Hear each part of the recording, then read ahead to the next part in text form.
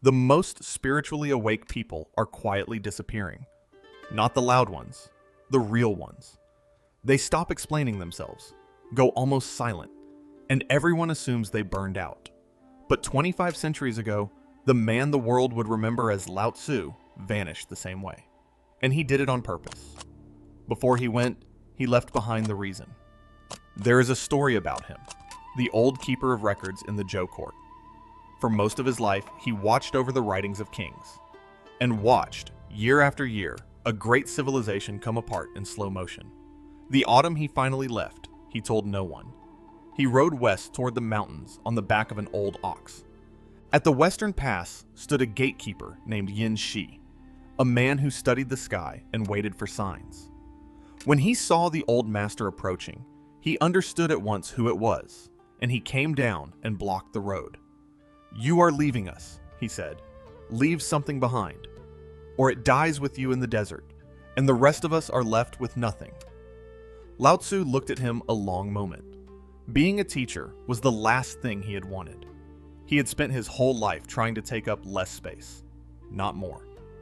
He did not want to write anything down. The truest things, he believed, cannot survive being spoken. Name the way, and you are already holding a corpse of the living thing. And underneath that was something heavier. He had lived quietly his entire life, correctly, forcing nothing, exactly as he believed was right. And the kingdom had fallen apart anyway. The wars had come anyway. On the road out, he had passed an open granary, emptied and abandoned. A child slept against its wall and did not stir as the ox went by.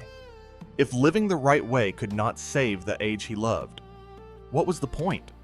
Why carve it into bamboo for strangers who would not read it either? This is what the Tao Te Ching reaches for in the phrase guang er bu yao. To give light, but not to dazzle. On the surface it sounds like ordinary humility. Shine, but don't blind people. Don't perform your wisdom. Underneath, it is stranger than that. The awake person does not dim because the world told them to. They dim because somewhere along the way, the need to be seen quietly burned off. It goes the way mist burns off a field by mid-morning, with no one choosing it at all. And here the gatekeeper's request became something else. Lao Tzu saw that he was not being asked to save the world, and that he had not been, even when he believed otherwise. His whole life he had carried one belief, that if he were only wise enough, quiet enough, good enough, the falling kingdom could be caught. It couldn't. It was not his to catch. What the classical texts call guijin, returning to the root, was not surrender. It was setting down a weight he was not meant to carry.